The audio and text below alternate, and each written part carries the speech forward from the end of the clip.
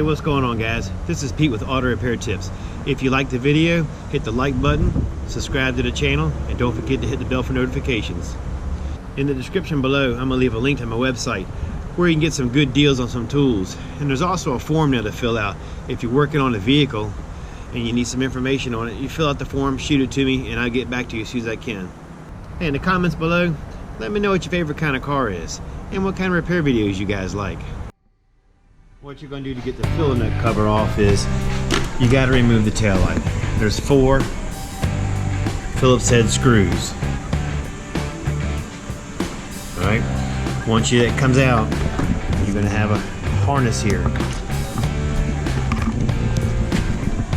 And you're going to push this clip in right here and pull the harness apart.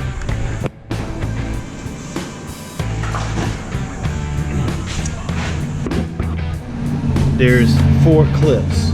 1, 2, 3, 4. Alright, it sits in there like this. You can easily get to the first 2 with a screwdriver. You just reach in there and you pop it down. The other 2 are really hard to get to, so the easiest thing to do is take it, cock it like this. Once you pull those 2 out, you're going to cock it like this, and then when you cock it like this, you're going to be able to turn it. And as you turn it, you can get each clip out and pop each clip as it comes out, and then you'll just remove it like that.